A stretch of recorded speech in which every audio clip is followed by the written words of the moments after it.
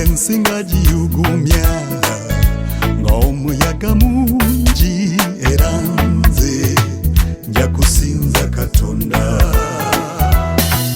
Kakirenge ensi etabuse nnyo wakati mu kunyeenya era nze nja kuba nkyamulinze.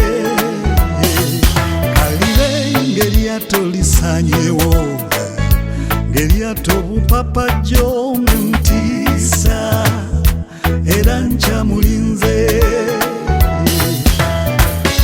Wakati mu muliro mu mazzi amangi wagamba obutandeka era nkyakulinze.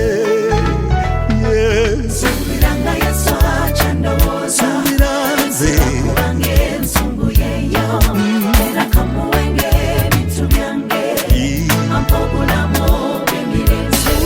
Subiranga Yesu akyandiko nsiba kubanga ensonga yeeyo era kamuwenge ebintu byange ampa obulamu bw'emirembe.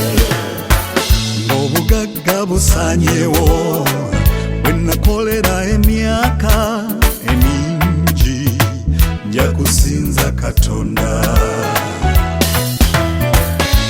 Omutima gukoze nnyo ng'ennaku eguyinze sikutanze era nkyakulinda. Ne Yobu bwe yafiirwa bye yalina yakuma teyakyuka byakuguma era nkyakulinze. Obanga ntawanyemu kasita kyakaseera kijja kuggwa kaŋŋume era ggwe Katonda.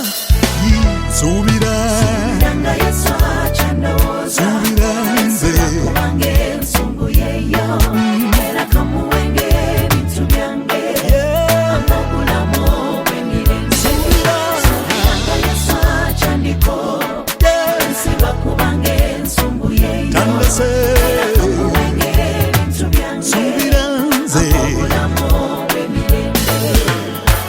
bwe nasiibula okuva mu kyalo twasaba Katonda mpe Katonda gwe twasaba manyi lumu alituyamba.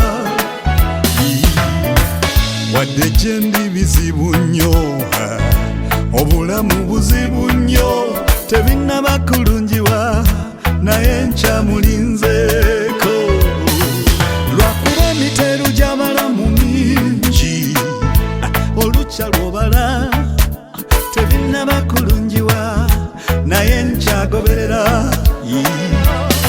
Ekyo gye kyalumba ne Mukama Yesu naye yagamba tugume nti ye kamaze okuwangula mu ye tuli bawanguzi. Ekyo kye kinyweza Subiranga Yesu akyandowooza